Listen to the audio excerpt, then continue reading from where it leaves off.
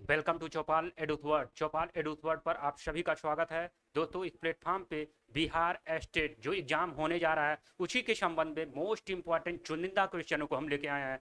जो आपका विगत वर्षों में एग्जाम हुआ है उन्हीं से संबंधित आपका इस प्लेटफॉर्म पे क्वेश्चन कराया जा रहा है, जो आने वाले एग्जाम में आपके सपनों को साकार करने वाला एक क्लास होने जा रहा है। दोस्तों, जो भी अभ्यर्थी बिहार स्टेट का एग्जाम देने जा रहे हैं, ये आपका जो रामबाण साबित होगा। इन क्वेश्चनों का जो हम लोग कलेक्शन करके इस प्लेटफॉर्म पे पढ़ा रहे हैं, इसको आप लोग जरूर देख के जाइए। आपका एस्टेट आपका जरूर क्वालिफाई हो जाएगा। आइए आज के सेशन का बेहतरीन क्वेश्चनों का हम लोग कलेक्शन जो किए हैं शुरू करते हैं, जिसमें आज के सेशन का आपका पहला क्वेश्चन है, कौन सा जो है जीव मंडल का घटक है। इसमें बताना है चारों में कौन सा वह है जो जीव मंडल का घटक है। जीव मंडल का जो निर्माण किन किन चीजों से होता है, तो दोस्तों ये आपका वायुमंडल, स्थल मंडल और जल मंडल, इन तीनों को जो मिला के हम लोग जीव मंडल का जो है निर्माण करते हैं। इसमें से एक भी अगर नहीं रहेगा तो जीव मंडल का निर्माण नहीं हो पाएगा। ये आपका option number D is right हो जाएगा। वायुमंडल, स्थल मंडल, जल मंडल तीनों मिलकर जीव मंडल का निर्माण करते हैं, तो ये आपका डी इज राइट हो जाएगा। आइए नेक्स्ट क्वेश्चन पे चलते हैं। जो आपका पर्यावरण में अजीवित पदार्थ जाना जाता है, किस नाम से जो है अजीवित पदार्थ को किस नाम से जाना जाता है? जैव तत्व, अजैव तत्व और आपका जानवर एवं सूक्ष्म जीव और आपका पौधा। तो दोस्तों, पर्यावरण में जो अजीवित पदार्थ अर्थात निर्जीव वस्तु को अजैव तत्व के अंतर्गत हम लोग रखते हैं, तो option number B is right. ये आपका बिहार स्टेट में आया हुआ क्वेश्चन है और आने वाले भी एग्जाम में यही सब क्वेश्चन आपका रिपीट होने वाला है। दोस्तों, नेक्स्ट क्वेश्चन पे बढ़ते हैं, जहां दिया गया है निम्नलिखित खाद्य श्रृंखला में आपका मोर, सांप और मेढक, ये आपका मोर, सांप और ये आपका मेढक और ये आपका टिड्डा और घास, ये क्रम दिया गया है। मोर जो है सांप को खाता है, सांप जो है ये आपका मेढक को खाता है, मेढक आपका टिड्डा को खाता है और टिड्डा आपको घास का खाता है। ये आपको इसमें पूछा है, मोर को जो है ये आपका बताना है कि यह जो है प्राथमिक अब घटक में आएगा कि प्राथमिक उपभोक्ता में आएगा या द्वितीयक उपभोक्ता या सर्वोच्च खाद्य पिरामिड। तो दोस्तों, ये आपका मोर सर्वोच्च खाद्य पिरामिड जब भी पूछेगा तो ये आप लोग option number D is right ये आप लोग लगाएंगे। काफी इंपॉर्टेंट है। ऐसे ही क्वेश्चन आपको बिहार स्टेट में देखने को मिलेंगे। ये आपका वैश्विक तापन में निम्न में से कौन सी समस्या होगी? अगर आपका ग्लोबल वार्मिंग, जिसे हम लोग वैश्विक तापन बोलते हैं, जब भी ये समस्या उत्पन्न होगी तो आपके पास जो सामने जो है समस्या उत्पन्न होगी हिमनद का पिघलना। क्योंकि दोस्तों, वैश्विक तापन जो है ये आपका ग्लोबल वार्मिंग में जो है वायुमंडल का टेम्परेचर जो है आपके पृथ्वी का टेम्परेचर बढ़ने लगता है, जिस कारण से ये सभी समस्याएं, हिमनद का पिघलना, समुद्र तल का जब हिमनद पिघलेगा तो आपका समुद्र तल का स्तर सिंपल सी बात है उठेगा, और द्वीपों का जब ये समुद्र स्थल जब उठेगा तो उसमें जो द्वीप पाए जाते हैं उन द्वीप जो है जलमग्न हो जाएगा। इनमें से सभी ये आपका सबसे बढ़िया ऑप्शन ये आपका राइट हो जाएगा, अर्थात सभी आपका जो है राइट हो जाएगा। आइए नेक्स्ट क्वेश्चन पे चलते हैं। यहाँ आपका दिया गया है, निम्नलिखित में से कौन जैविक नाइट्रोजन स्थिरीकरण से संबंधित है? ऑप्शन है लाल शैवाल, भूरा शैवाल, हरा शैवाल और आपका नीला हरा शैवाल। तो दोस्तों, निम्नलिखित में से अगर जैविक नाइट्रोजन स्थिरीकरण में देखा जाए तो ये आपका नीला हरा शैवाल, option number D is right हो जाएगा। ऐसे ही आपके क्वेश्चन बिहार स्टेट में देखने को मिलेंगे। जैव विविधता का मतलब क्या होता है? इसमें बताना है जैव विविधता का मतलब क्या होता है। जैव विविधता को अगर देखा जाए तो ये आपका जैव विविधता दिवस ये आपका 22 मई को ये आपका जो है जैव विविधता दिवस मनाया जाता है, तो इसे भी आप लोग याद रखिएगा। तो ऑप्शन में चलते हैं, विविध प्रकार के पौधे एवं वनस्पति, विविध प्रकार के जीव और आपका किसी विशेष क्षेत्र में विभिन्न प्रकार के पौधे एवं जीव। तो यही ऑप्शन आपका जो सी है, किसी विशेष क्षेत्र में विभिन्न प्रकार के पौधे एवं जीवों की संख्या। नाम से ही स्पष्ट है जैव विविधता, जहां पे जीवों की विविधता पाई जाती है उसे ही हम लोग जो है जैव विविधता कहते हैं। तो ये आपका option number C is right हो जाएगा। आइए इसी क्रम में हम लोग नेक्स्ट क्वेश्चन पे चलते हैं, जहां दिया है भविष्य में उपयोग के लिए वर्षा जल का संग्रह कहलाता है। ये आपका वर्षा जल का संग्रह बताना है जो भविष्य में हम लोग उपयोग करेंगे। उसके लिए हम लोग क्या जो है अपनाते हैं, वर्षा जल का संग्रह, वर्षा जल का पंपिंग, वर्षा जल डंपिंग और वर्षा जल का संचयन।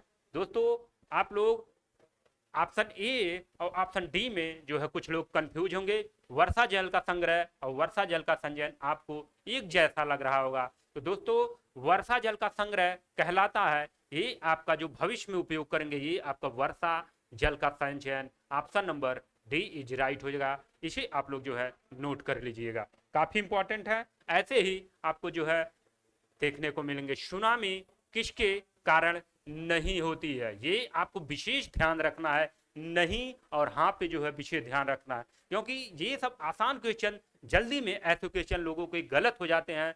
हम लोग से कई स्टूडेंट ऐसे मिले हैं कि सर हमारा 75 में 74 नंबर है, ये क्वेश्चन हम लोग नहीं के कारण मेरा गलत हो गया, ये सही हो गया होता तो ये मेरा आराम से इतना हो जाता। तो दोस्तों इन सभी बारीकियों पे आपको विशेष ध्यान रखना है। ऑप्शन दे रहा है तूफान और ज्वालामुखी विस्फोट, भूकंप और समुद्र के नीचे भूस्खलन। तो दोस्तों सुनामी एक आपका जापानी शब्द है, ये आपका जापानी शब्द है जो आपका जो है समुद्र के नीचे जब भूकंप आता है, समुद्र के नीचे भूस्खलन और ज्वालामुखी विस्फोट और भूकंप, ये सभी आपका जो सुनामी जो है के कारण है। लेकिन ये तूफान जो है ये आपका सुनामी से किसी प्रकार आपका संबंध नहीं है। तो option number A is right हो जाएगा। आइए इसी क्रम में हम लोग नेक्स्ट क्वेश्चन पे चलते हैं, जहां आपका दिया गया है भूकंप सबसे अधिक किस क्षेत्र में आता है। इसमें बताना है भूकंप जो है किस क्षेत्र में सबसे अधिक आता है। ऑप्शन दे रहा है अंटार्कटिका महासागर, हिंद महासागर और प्रशांत महासागर और उपरोक्त में से कोई नहीं। तो दोस्तों भूकंप सबसे अधिक ये आपका प्रशांत महासागर, जिसे आप लोग रिंग ऑफ फायर के नाम से रिंग ऑफ फायर के नाम से जो है जानते हैं। यहाँ पे जो है सर्वाधिक जो है आपके भूकंप ज्वालामुखी घटनाएं आपको प्रशांत महासागर में आपको देखने को मिलेंगी। तो ये आपका option number C is right हो जाएगा। काफी इंपॉर्टेंट है, ये आपको क्वेश्चन देखने को मिलेगा।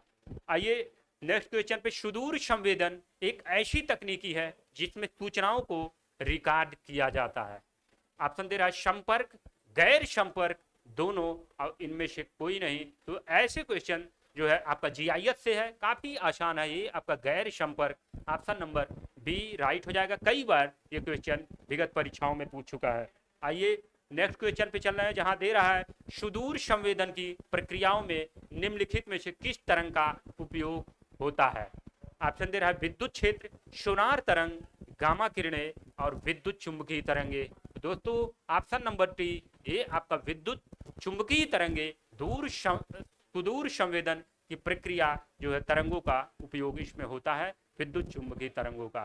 तो आइए नेक्स्ट क्वेश्चन पे चलते हैं, जहां आपका दिया है पहली वायवीय फोटो कब ली गई थी। इसमें बताना है कौन सा जो है पहली बार वायव्य फोटो चित्र कब ली गई थी। ऑप्शन दे रहा है 1904, 1940, 1920 और 1860। दोस्तों पहली बार वायव्य फोटो आपका बोस्टन शहर का ये आपका 1860 ईस्वी में जो है ये आपका लिया गया था। इसे आप लोग जो है याद रखिएगा, काफी इंपॉर्टेंट है। ये आपका कई बार ये आपका बिहार स्टेट में पूछ चुका है। आइए नेक्स्ट क्वेश्चन पे चलते हैं, जहां निम्नलिखित में से सही कथन चुनना है। ऑप्शन दे रहा है वायव्य फोटो या तो ऊर्ध्वाधर या तिरछी हो सकती है। इसको सॉल्व करने से पहले हम लोग जो है एक आपका पृथ्वी बनाते हैं। ये आपका किस प्रकार हम लोग जो ये आपका पृथ्वी है, और यहाँ पे दे रहा है वायव्य फोटो या तो ऊर्ध्वाधर। तो देखा जाए तो वायव्य फोटो चित्र 3 प्रकार से लिया जाता है। एक आपका ऊर्ध्वाधर इस प्रकार पृथ्वी से, और एक आपका इस प्रकार रहता है, और एक आपका इस प्रकार। तो दोस्तों आइए इसको इसी से सॉल्व होगा। वायव्य फोटो या तो ऊर्ध्वाधर या तिरछी। तो ये देखिए आपका ऊर्ध्वाधर और ये आपका तिरछी, इस प्रकार से जो है फोटो चित्र लिया जाता है। बी दे रहा ऊर्ध्वाधर फोटो चित्र कैमरे की धुरी को लंबवत नीचे की ओर इंगित करता है। तो ये आपका ऊर्ध्वाधर लंबवत ये आपको नीचे को इंगित करता है। ऊर्ध्वाधर फोटो चित्र का उपयोग अधिक सटीक मानचित्र के लिए किया जाता है। तो ये आपका जो है ऊर्ध्वाधर जो है सटीक किया जाता है। तो ये आपका उपरोक्त छवि ये आपका जो भी दिया है सभी आपका ऑप्शन राइट है। तो ये आपका डी इज राइट हो जाएगा। आइए इसी प्रकार नेक्स्ट क्वेश्चन पे चलते हैं।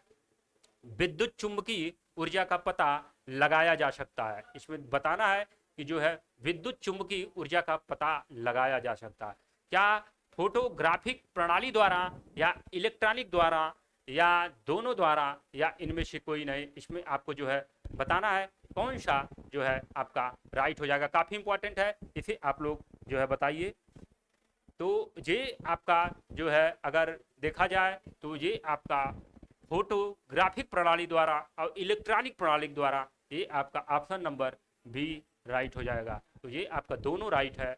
आइए इसी क्रम में हम लोग नेक्स्ट क्वेश्चन पे चलते हैं, जहां आपका दिया गया है जब विद्युत चुंबकीय किरणें वायुमंडल में प्रवेश करता है तो यह अधीन होता है क्या प्रकीर्णन या अवशोषण या आपका प्रसरण या उपरोक्त छवि। इसमें जो है बताना है कौन सा आपका जो है राइट हो जाएगा। तो दोस्तों ये आपका option number D is right हो जाएगा। ये आपका जो है यह सभी के जो है अधीन होता है इन चारों को। तो ये आपका ऑप्शन नंबर डी राइट हो जाएगा। काफी इंपॉर्टेंट है, इसे आप लोग जो है ध्यान रखिएगा। आइए इसी क्रम में जो है हम लोग नेक्स्ट क्वेश्चनों पे चलते हैं, जो काफी इंपॉर्टेंट है आपके जो है क्वेश्चनों में जो है जो भी हम लोग करा रहे हैं काफी इंपॉर्टेंट है। यही सब आपके जो है क्वेश्चन पेपर में जो है आने वाले हैं। आइए नेक्स्ट क्वेश्चन पे चलते हैं, जहाँ दिया गया ध्रुवीय परिक्रमा उपग्रह सामान्यतः कितनी ऊंचाई पर भेजे जाते हैं। ये आपका इंपॉर्टेंट क्वेश्चन है, कई बार ये आपका पूछा है। जो आपका 7 से 15 किलोमीटर या आपका 7,000 से 15,000 किलोमीटर या आपका 700 से 1,500 किलोमीटर या आपका 70 से 150 किलोमीटर। तो दोस्तों ध्रुवीय परिक्रमा उपग्रह सामान्यतः यह आपका 700 से 1,500 किलोमीटर की ऊंचाई पर ये आपका जो है भेजे जाते हैं। तो ऑप्शन नंबर सी राइट हो जाएगा। आइए इसी क्रम में हम लोग नेक्स्ट क्वेश्चन पे चलते हैं, यहाँ आपका दिया गया है ये आपका निम्नलिखित में से कौन सा जीआईएस का अवयव नहीं है। इसमें बताना है कौन सा जो है जीआईएस का अवयव नहीं है। तो ऑप्शन दे रहा है हार्डवेयर, सॉफ्टवेयर और आंकड़ा। दोस्तों जीआईएस का अवयव ये आपका हार्डवेयर भी होता है, सॉफ्टवेयर भी होता है और ये आपका आंकड़ा जिसके द्वारा डाटा कलेक्शन करके हम लोग ये आंकड़ों के द्वारा जो है जीआईएस का जो है प्रयोग करते हैं। तो इसमें जो ऑप्शन डी है गुब्बारे का जो हम प्रयोग जीआईएस में नहीं करते हैं। तो option number D is right हो जाएगा। आइए इसी क्रम में हम लोग नेक्स्ट क्वेश्चन पे चलते हैं, जिसमें दिया गया है निम्नलिखित में से कौन सुदूर संवेदन तथा जीआईएस के अनुपयोग है। आपदा प्रबंधन, खनिजों की जानकारी, यातायात प्रबंधन या उपरोक्त सभी। तो दोस्तों जीआईएस का प्रयोग आज के समय में हम लोग आपदा प्रबंधन, जो आपका आपदा आने वाली है तो ये आपका जीआईएस के माध्यम से हम लोग पता करते हैं। खनिजों की जानकारी कहाँ पे किस प्रकार की खनिज पाई जाती है ये आपका जीआईएस के माध्यम से। और आपका जो यातायात प्रबंधन ये आपका जीआईएस के माध्यम से। जैसे आप लोग जब यातायात ट्रेनों में करते हैं तो आप लोग अपने मोबाइल के द्वारा आप लोग चेक कर लेते हैं लोकेशन कि अभी आपका ट्रेन कहाँ पे है। ये सभी आपका जीआईएस के माध्यम से ही आपका संभव हुआ है। तो ये आपका सभी आपका जो है डी इज राइट हो जाएगा। सभी ऑप्शन जो है आपका राइट हो जाएगा। आइए नेक्स्ट क्वेश्चन पे चलते हैं, यहाँ आपका दिया गया है भारत का पहला सुदूर संवेदन उपग्रह कौन सा था। क्या आपका SEO सेकेंड या भास्कर फर्स्ट या आपका चंद्रयान थर्ड या आपका आर्यभट्ट फर्स्ट।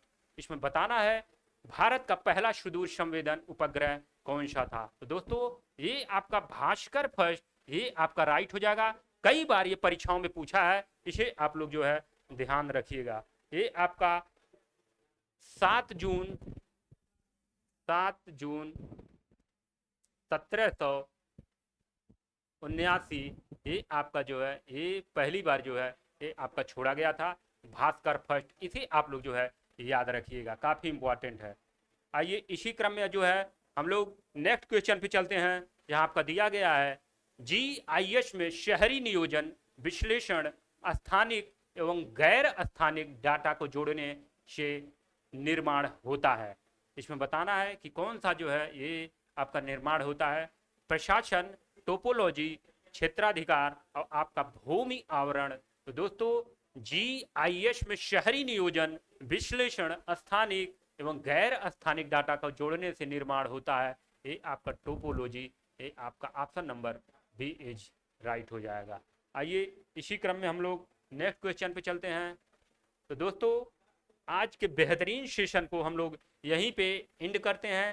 Thank you. और आपका जो ये चैनल है चौपाल एडुवर्ड, ये आपका चैनल है, इसी पे आपका बिहार स्टेट से संबंधित जो भी नोटिफिकेशन होगा, जो भी क्लास होगा, आपको इसी क्लास पे प्रॉपर तरीके से बेहतरीन तरीके से एग्जाम क्वालिफाई कराने तक आपका ये कंटिन्यू क्लास चलता रहेगा। तो दोस्तों आपका कोई क्वेरी या कोई सुझाव हो तो आप लोग कमेंट बॉक्स में कमेंट करिए। आज के सेशन को हम लोग यहीं एंड करते हैं। जय हिंद, जय भारत।